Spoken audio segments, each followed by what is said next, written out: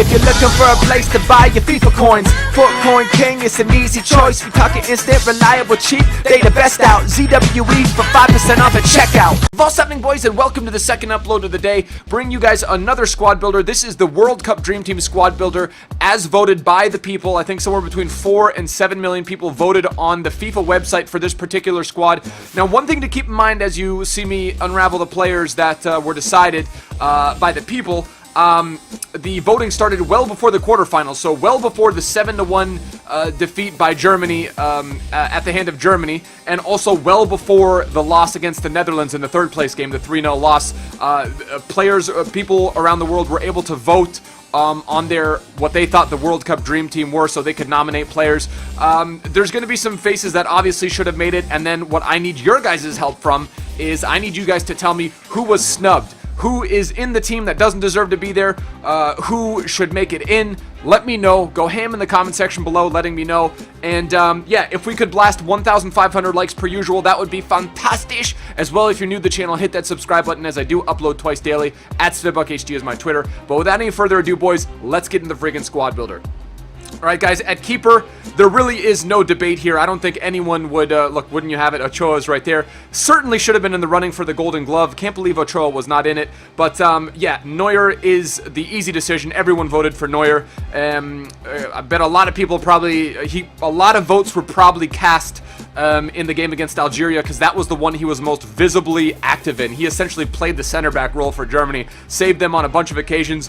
Could make the argument if it wasn't for Neuer, had somehow Neuer re-injured his chest injury and then Weidenfeller got the start, there's a chance Algeria might have come away with that one 1-0. But that's all hearsay at this point. Germany won the World Cup, which is fantastic. Let's move on over to our right back. All right, guys, so it's not going to be a right back. It's not going to be a traditional right back. We're going to go with David Luiz, as he is one of the pacier, where is he? He's one of the pacier selections, so we're going to have him on the outside, his PSG card.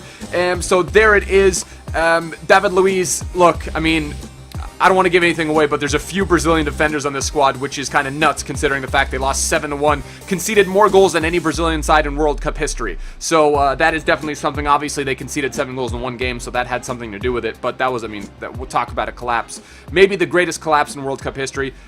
That's to be seen, but David Luiz had an absolute cracker. That 30-yarder was ridiculous. Played a fairly good tournament, but I think the image that we're all going to remember David Luiz's World Cup by is probably that goal, but more likely the sad face of his post-game interview where he was crying and essentially just apologizing Brazil for their performance. So you've got David Luiz there. He was one of the Brazilians voted on. Let's go on over to our first center back. All right, guys, at center back, and this one's not a surprise either. I think he had 2 goals for Germany. Was a crucial in the games that he played. Was a crucial player. He's like a hybrid. He's one of those center backs that can go forward. He really represents the new brand of German football. You know, it's not likely in the old brand where everything was disciplined and each guy stayed in his zone. Mats Hummels kind of defies that technique, and they allow him to go up. They allow him to move forward if he wishes. It's sort of how David Luiz does for Brazil. But Mats Hummels absolutely deserves to be there. Let's move on over to our second center back. All right, guys, second center back, another Brazilian, and no surprise. I mean, I guess he'll be remembered for that card that he got. I mean, I don't know, controversial call, but he got that card that kept him out of the game versus Germany, which was ended up being critical. I mean, no, Thiago Silva might have been the reason. I think they might have missed Silva more than they missed Neymar, as crazy as that sounds. Now, this really goes to show that the voting happened well before the quarterfinals. So far, out of the first 5 players, 3 of them are Brazilian, and they lost in a matter of 2 games. They conceded 10 goals and scored 1. 10 goals and scored 1. And, all right, guys, so there you go, guys. That's the 5 players so far. Go figure, 3 of them are Brazilians. Just goes to show that the voting for this World Cup Dream Team, the FIFA World Cup Dream Team, started well before the quarterfinals, well before the 7-1 slaughter and the 3-0 slaughter, I guess. The 3-0 is a slaughtering as well. 7-1 is more of like an Armageddon type scenario. But there you go. Let's move on over to our midfield. All right, guys, at midfield, the first player we're going to go with, we are going with, let's go with Neymar. Well, I mean, there's no choice. I had the decision where to place them, but this is for ultimate chemistry. We've got Neymar. He was voted, obviously, a very popular player. He probably got a ton of votes simply due to that. What will he be known for? his group stage performance, and then the back injury. The back injury that kept him out of the rest of the tournament, which was very unfortunate for Brazil. Got the two guys that missed the game against Germany, Neymar and Silva, linked right there. But yeah, let's move on over to our second midfielder. Second midfielder, the second player, midfield player that was voted as one of the World Cup Dream Team players was Angel Di Maria. And deservedly so. I mean, he didn't get a 9-man of the match card. I don't believe he got a 9-man of the match card. So we've got his regular man of the match card there. Had an amazing tournament when he actually played. Had that goal against, god damn it, who did he score it against? I'm drawing a blank, but he had an amazing goal. He was on the right. He was on outside the right side of the box, just inside the box, and then curled. Was it Switzerland? I think it was Switzerland. Yeah, great goal against Switzerland to get them the win in that game. Let's move on over to our third midfielder. Now, this guy, if there's any guy that's deserving to be in the squad, I think Toni Kroos for sure deserves to be there. Now plays for Real Madrid. Performed his way into a contract with Real Madrid. I mean, it's arguable that his performance at Bayern would have been good enough to do it, but his performance in the World Cup just sealed the deal. Now he plays for Real Madrid, signed like, I think it was 25 million euros, which is absolutely ridiculous.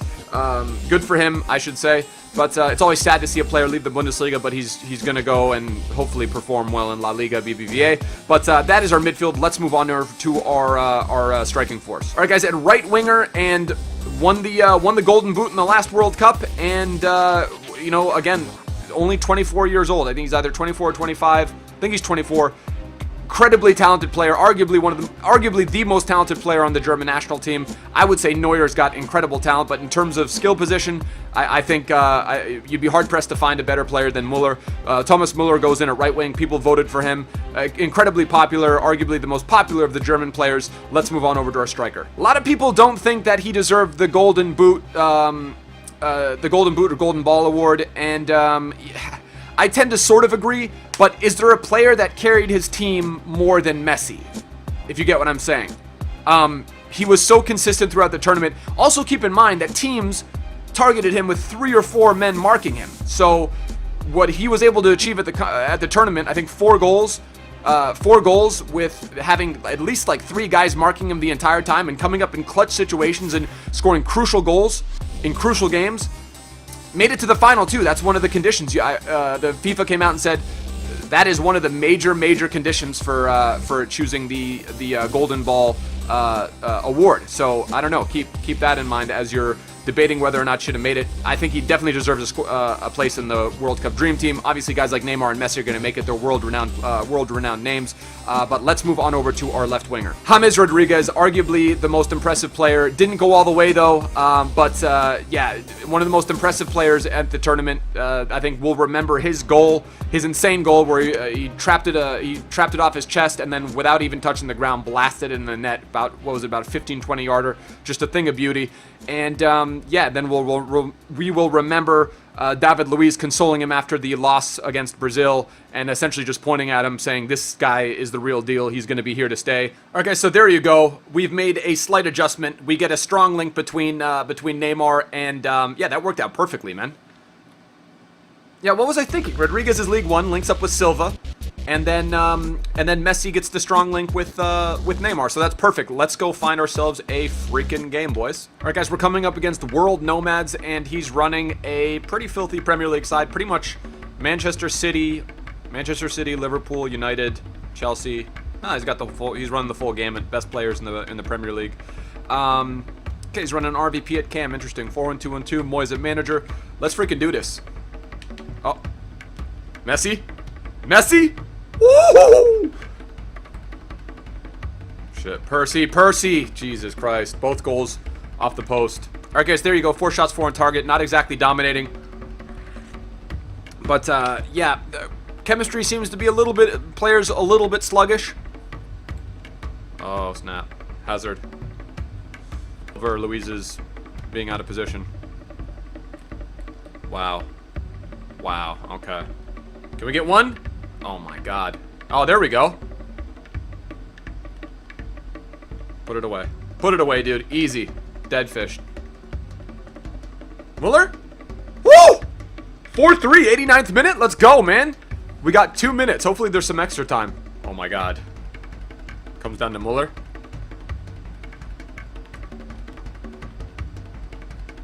Messi! Oh my god!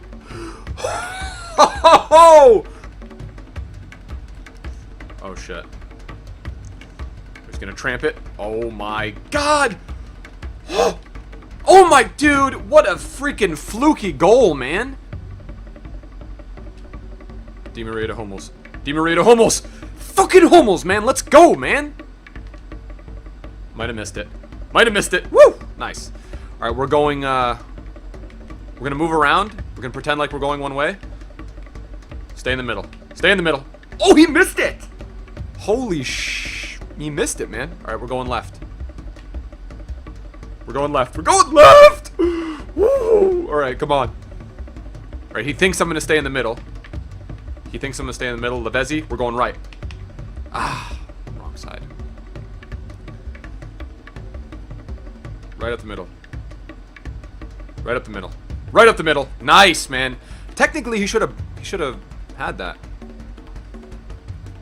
All right, we're staying middle. No, we're going right. We're going right. Ah, fuck. Come on, just keep putting them in. Keep putting them in, boys.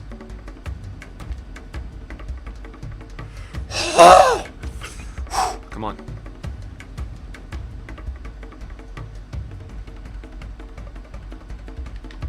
Oh my god.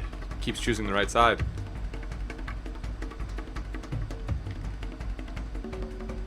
Di Maria! Yes, we fucking won! Alright guys, there you go. 13 shots, 12 on target. Very efficient. Out of 12 shots on target, 5 goals, ended up going to penos. Really good passing accuracy. But that's the episode. Again, let me know if you guys think the World Cup Dream Team is the one that it should have been. If there's anyone that was snubbed or left out, let me know. Hit that like button if you enjoyed it. Hit that subscribe button if you're new to the channel. Till next time, tschüss, later, ade.